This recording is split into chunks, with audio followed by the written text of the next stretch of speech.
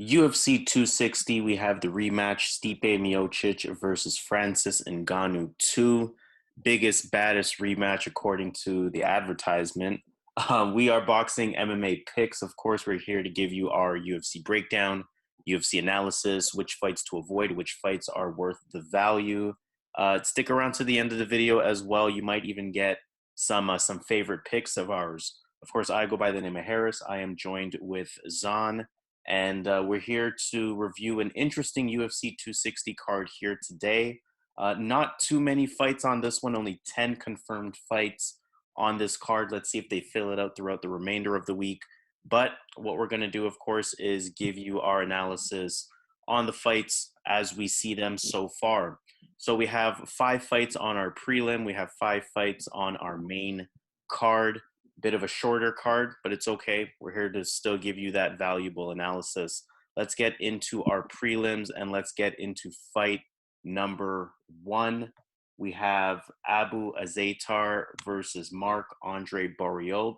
I'll review Azaitar first on this one. I mean, he's coming off of a 2.5-year layoff. His last fight was July 2018. And in that July 2018 fight, he was coming off of a 2-year layoff at that point. So just not the most active fighter. You always get a little bit worried when that's the situation with any fighter because you don't really know what version of that fighter you're going to get. What I will say is that in his 2018 fight, I mean, he looked like the same guy, right? I mean, it was a 2-year layoff at the time, but he didn't really look like he missed a beat at that time. In terms of what his style actually presents, a little bit wild on the feet, in my opinion, or maybe a little bit not the most technical, I would say. Kind of likes to brawl. He likes to engage, likes to make it messy. Decent striker, I will say. He's a former K1 champion, so he definitely has some striking credentials to him.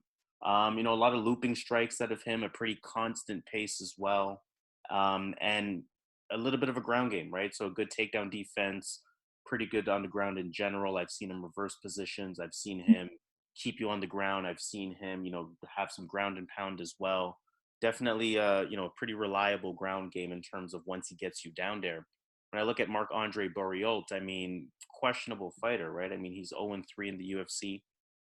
He does have a win, but that win was called off. I don't know the exact reason on that one, but that was turned into a no contest. So, ultimately he hasn't won in the UFC, right? So really immediately you ask the question, can he handle it at this level? If I think about him stylistically, I mean, he kind of puts the pressure on you as well, comes forward a bit, decent striker, can really put them together. He has some pop, definitely has a decent uppercut in up close. I've seen him use that in a number of his fights pretty effectively. If you watch that no contest, that was versus Oscar Piechota. He looked good. I mean, he looked decent. I have to say that. The pace was pretty controlled. He looked pretty methodical, picked his shots pretty well. He hurt Piechota a few times as well. And then eventually, obviously, dropped him and finished him with punches.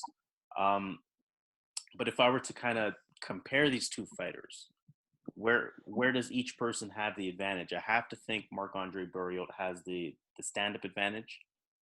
We have seen him get outstruck, though, in previous UFC fights. Watch his fight versus Jung Young Park. But I don't really think Barriault has the best takedown defense. Again, watch that fight versus Jun Young Park and you really get an idea of that.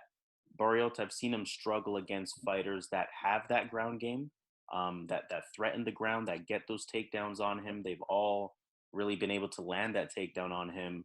Barriault, to me, a little bit of a one-dimensional fighter, being the stand-up.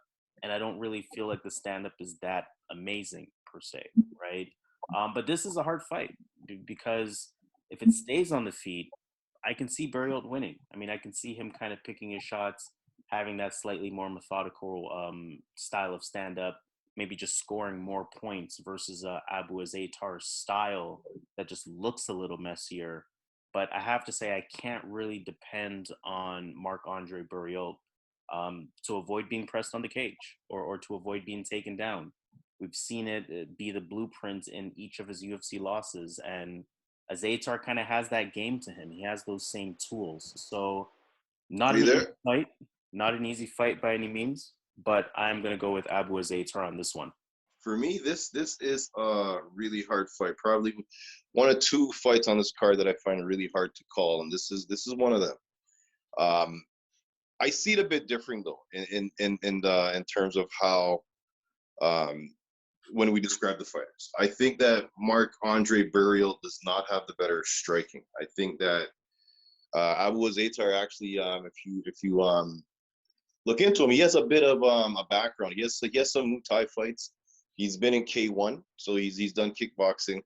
He is a bit wild though. He has that. He's not technical, but this is what works for him in those stand-up disciplines. It works for him. Like he held his own in those disciplines in the Muay Thai and in the K1 kickboxing. When I look at Marc-André Barriault, though, he has good clinch. He has a really good clinch. Against Pahota, he actually went for the takedown. He utilized a good double leg. He was able to get the fight to the ground. So for me, this is a really hard fight because I can see Barriault coming out because he holds the center of the ring and of the cage. He likes to go forward and he holds the center of the cage. He has a decent, coherent one and two, decent jab. And the thing about him is when he gets into the clinch, he's very dangerous in the clinch. He throws the elbows, the dirty boxing. And against Pahota, he went for the takedown. So this is where I'm worried because I think that Abu Azaitar can be taken down. He can be roughed up against the cage. But one thing about Abu Azaitar is that he throws bombs and he doesn't really gas out. Like he can keep up that high activity throughout the fight. And when you look at Marc-André Barriault, when he fought Pahota, he was eating like 20 to 25 strikes each round. So he was winning the fight, but he was still eating on the return back at least 20 to 25 strikes in the first and the second round. So he's getting hit. And Abu Azaitar has heavy hands. So if this stays on the feet, because Barriault gets hit, and I think Abu Azaitar's power is on another level than Barriault, I think eventually he's going to connect. But again, I think this is a close fight. That's 50-50. It can go either way. Barriault can definitely win this fight. So I'm not going to bet this fight. But for the sake of the channel, I have to make a pick. I'm going to go Abu Azaitar, and I'm going to think that his power, his wild Wanderlei Silva type hooks are eventually going to connect to Barriault. And Barriault gets hit. So this guy hits a lot harder than Pahota. So I'm going to go Abu Azaitar to look good in his first fight back in the UFC. Yeah, fight number one, we both got the underdog on that one at a plus 100 underdog. Slightly different reasons, but nonetheless, we're coming to the same conclusion. But above everything, the conclusion of this fight is that it's very tough. It's very difficult. There's no clear, decisive winner on this one. I think the odds definitely indicate that. So really pay attention to this one throughout the course of the week. Let's take a look at how Abu Azaitar looks. Let's see what he looks like in weigh-in. Let's see what Marc-André Barriault looks like. Let's see them all the way up until the ring walk. Again, this is probably one of those fights that I really pay close attention to how each fighter looks before really making that bet on that. So let's move on to our second fight. A little bit of a wonky order. So we're going to skip over here to Gillian Robertson versus Miranda Maverick. Now, this is a fight that was supposed to happen a few cards ago. I'll quickly break this one down because I am going to go with Miranda Maverick. At the time, she was a minus 150. She's at a minus 170. Now, at this point, I still like her in this one. I still think she has pretty good value that's presented at minus 170. These are two fighters with somewhat similar styles in that they both dominate by taking the fight to the ground. Both of them want to take the fight to the ground. We know Gillian Robertson. I mean, we know who she is at this point. We know she's always going to go to the ground. We know on the feet, she'll try to keep distance until she finds that moment to shoot in on the ground. And we know her top control. It's really good. It's good submissions. She's a BJJ black belt. Pretty solid from that perspective. With Miranda Maverick, she definitely, or at least in my opinion, has the better stand-up between the two. She's more willing to engage. I feel like she has the better combinations. I feel she has the higher activity and the higher pace. and she has that ground game as well, right? I mean, she's not a black belt; she has a BJJ brown belt, but she does have that real good grappling game as well. I think even though Robertson might be better on the ground, I mean, she's more credited at the very least being a black belt versus a brown belt. I don't really think that she offers more than Maverick, right? I mean, I think Miranda Maverick just offers more. I think she has more tools. I think that, she doesn't really allow for Robertson to have that glaring advantage on the ground. And Robertson kind of needs that glaring advantage on the ground to be in position to win the fight. Yeah, I mean, this one's kind of tough in its own right, but I just go with Miranda Maverick on this one. I think she has slightly more tools. Yeah, I'm with you on this one. I'm gonna go with Miranda Maverick. I'll make the pick quick. Gillian Robertson definitely is dangerous if she can get on top. Now, in this fight, it's gonna be hard to get Maverick on the ground because I believe Maverick's the more superior, or she's definitely the more superior wrestler. She's a better athlete, the better striker. But I will give Gillian Robertson the better submission, the better jiu-jitsu maybe. But in this fight, when they grapple, I believe Miranda is going to be the one on top, and she's going to be the one in the dominant position. So I believe she's going to win the grappling exchanges in this fight. Even though Gillian is a black belt, I think Miranda's wrestling, positional control, and I think Miranda's going to be able to dictate where the fight goes. If she wants us on the ground, and if her coaches want it there, she can get it there. If she wants us on the feet and she's winning on the feet, I agree with you. I think she has the better stand-up as well. She can keep this on the feet. So whatever is the easier path, whatever her coach tells her to do, she's going to be able to kind of dictate that. But Gillian's always wide open for a submission at any point in the fight. I believe she has like one of the most submissions in that division. But I'm going to go Miranda Maverick. I like her in this spot, better athlete. She's coherent. She understands the grappling game. And I think she can hold her on the ground, or she can even keep it standing and win. So I like that she has multiple paths here to win. So Miranda Maverick's my pick as well. Yeah, definitely. Let's move on. Then in that case, fight number 3, we have Modestas Bukauskas versus Michał Oleksiejczuk. Tell me how you feel about this one. For me, this is a pretty hard fight because we're not sure what we're going to get. Modestas Bukauskas is a pretty young fighter. He kind of has a Darren Till style. He has a good 1 and 2. He moves around the ring. He has good movement. He has decent movement. He has a European boxing style. He's going to be fighting a guy that's has really unorthodox striking though. And is it Michał Oleksiejczuk? He has really, really, really, really odd striking. It works. He has good movement, quick movement. But he's been out of it for a while, right? So like he hasn't fought in a while, right? So this is gonna be a tough fight here to see who's gonna win this fight because they both are gonna want to keep this standing. But I believe that Michał has the better IQ. I believe he can mix it up, take it to the ground. I don't think that Bukauskas is that. I don't think he's the better striker as well. I think Michał's gonna have a slight advantage in the striking. But I think Michał has power, and we've seen Bukauskas get flatlined by who was it again? Forgot. Was it Jimmy Crute? Yeah, Jimmy Crute flatlined him. So I'm gonna go with Michał. I'm gonna pick him. I think he's the slightly better stand-up striker. He's been in there with better fighters. He's fought a lot of good fighters already, and I know his cardio can hold it for 3 rounds as well. And if anything, he can mix up the takedowns as the fight goes on when both fighters kind of gas a bit. And he did that against Khalil Roundtree. So I like him in this spot. I think he has multiple paths to win. But I think the big thing in this fight is I think he has at this point a better IQ. Bukauskas kind of had his like when he strikes, his head is right there to get hit. So I don't like his defensive striking. I like his offensive striking. I like his boxing. He's big. He's a big guy in shape, athletic. He's the better athletic guy. And Bukauskas is definitely the better athletic guy. But I think that Michał is just a slightly better fighter, smarter fighter. And I'm going to go with him to win, maybe by knockout here. Yeah, I can see that happening. I mean, this one interests me because Michał Oleksiejczuk, he's a small 205, right? I mean, he has kind of that almost Michael Bisping-like frame where he should be at 185. And I think they've mentioned it a few times, the announcers, in his fights.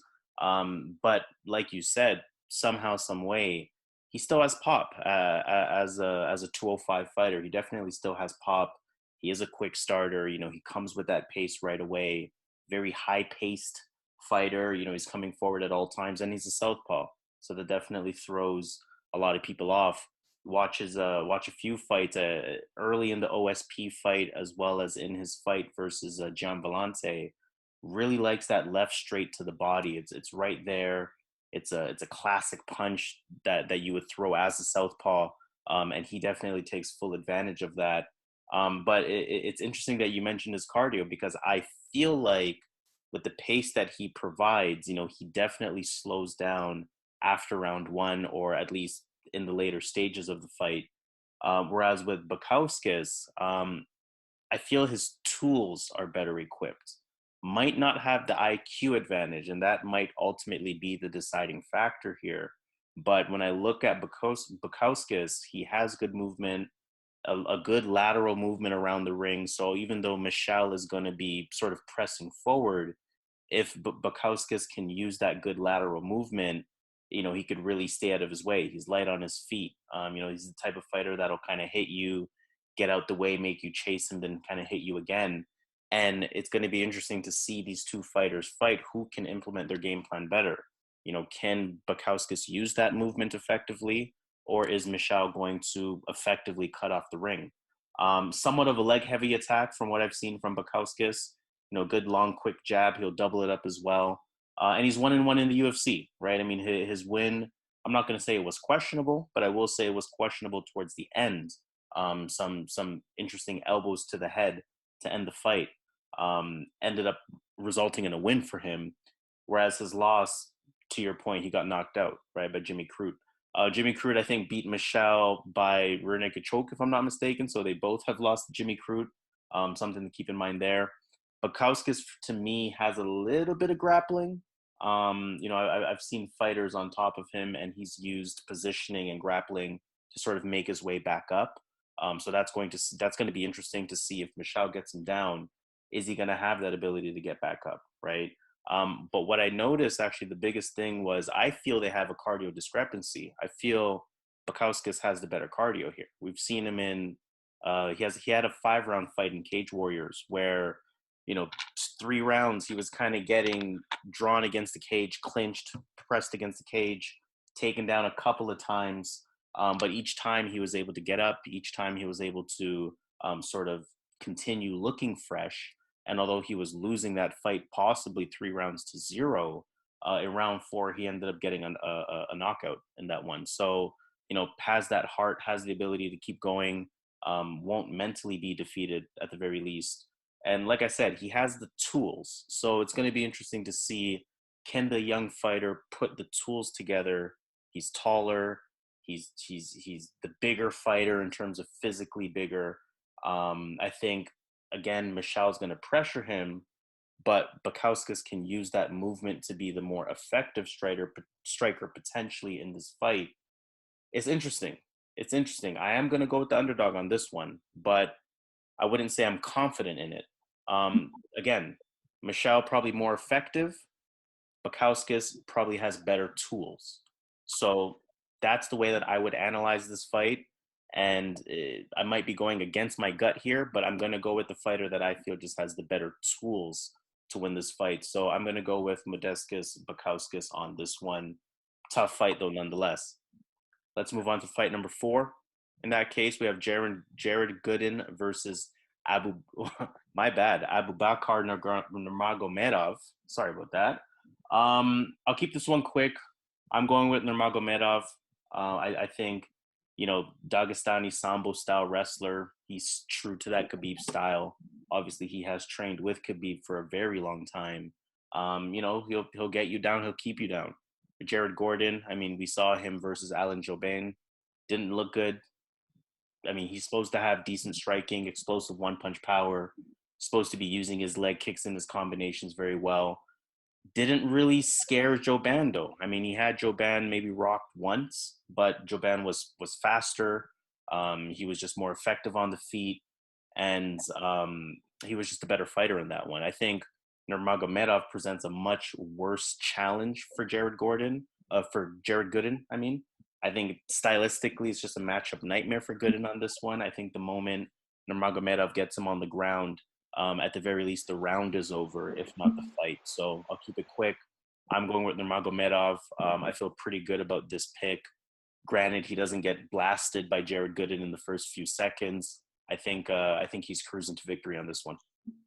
Okay, this fight, I'm gonna go Nurmagomedov as well. I think that, but I'm not so confident here, only because he kind of likes to stand up a bit. He's gonna have the grappling advantage, and I think it would be in his best interest to just go to the ground here, utilize that ground game, and win either finish him or win a decision here.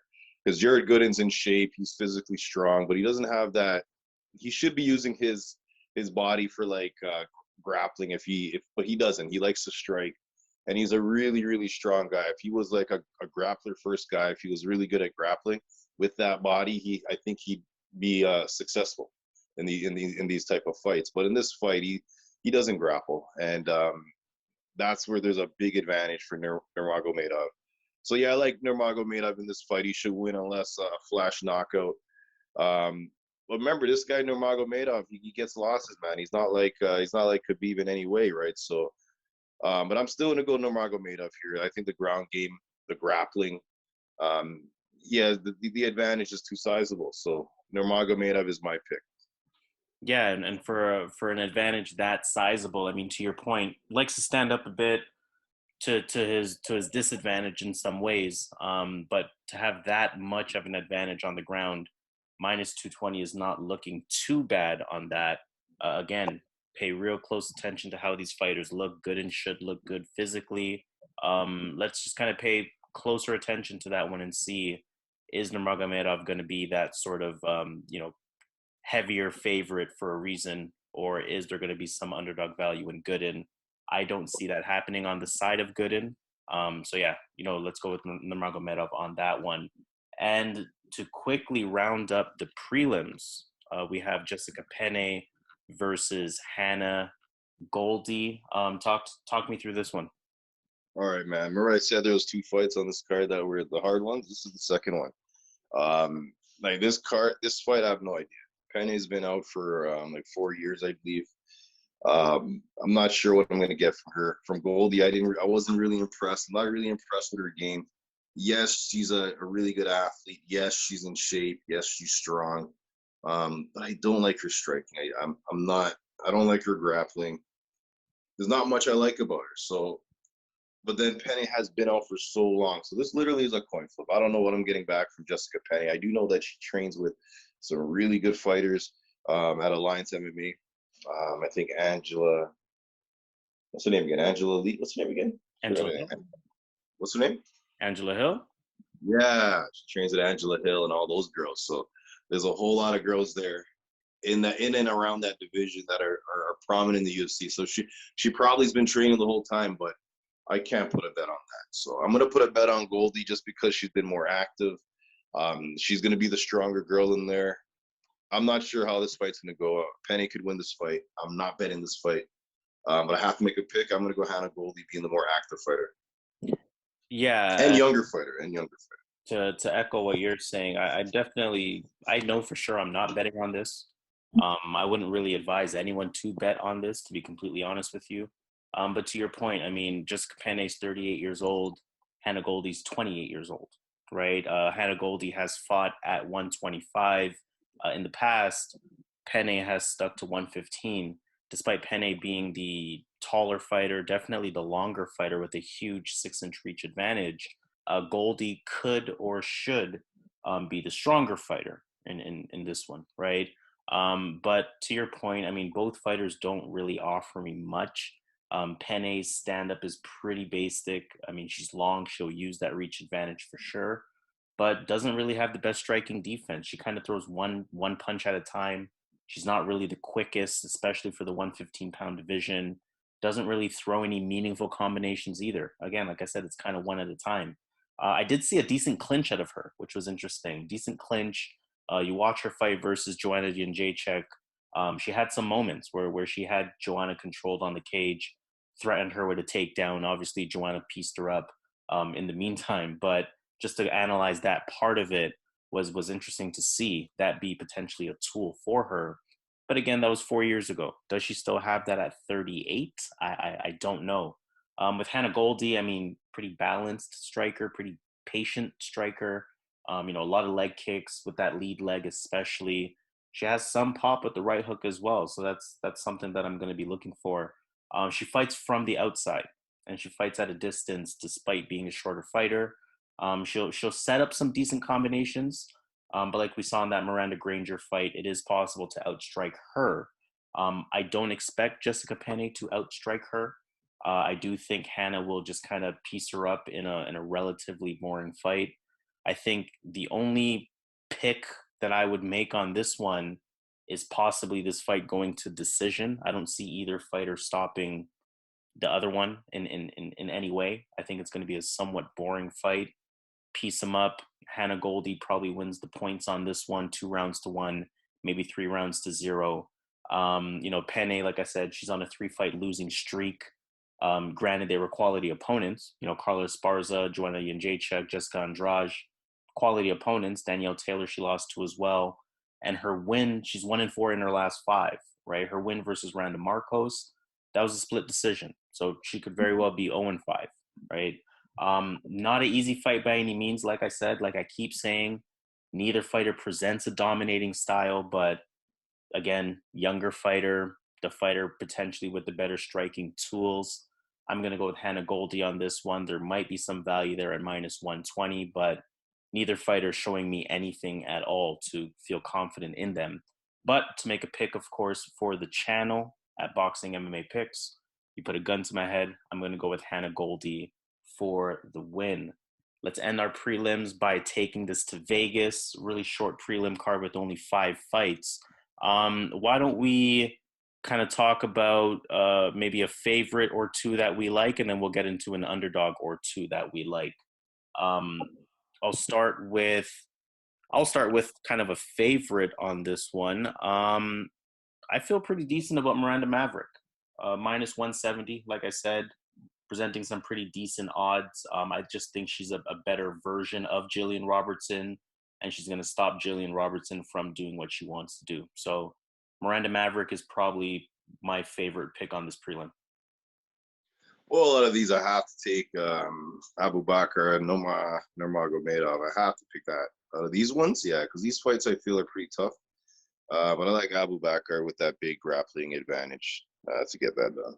And I wouldn't even be mad at looking at them together potentially for a +129 on a little mini parlay there. I wouldn't be mad at that. What about underdog picks? Who do you like? Underdog, I'll go Azaitar. Yeah, I feel the exact same way on this one. Azaitar, I think, is the clear underdog pick in terms of which underdog has the best shot of winning here. So I'm going to agree with that. I do see some value personally with Modestas, Bukauskas as well at +130. So I might be looking at that one as well. But yeah, I mean, I think the main card is going to provide some better value personally. So you definitely want to stay tuned for our main card video. Let's actually end off our prelims, of course, do all that algorithmic stuff that helps us out. Like, rate, comment, subscribe, share with anyone that you know that needs some UFC breakdown, some UFC analysis. We would greatly appreciate that. And let's have some really good conversation in the comments. Who are your underdog picks? How do you feel about the prelims? Which favorite picks do you like? Is there any parlay that you're considering? Let all that conversation be had in the comments. We're more than happy to reply to that. We're more than happy to have conversations surrounding that. And we'll make sure we distinguish who's responding to which comment. So definitely we look forward to you guys participating there. But you know what? Let's get through with this prelim so that we can get the main card started. UFC 260, Stipe Miocic versus Francis Ngannou 2.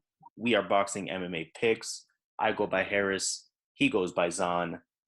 Let's get this money. Do it.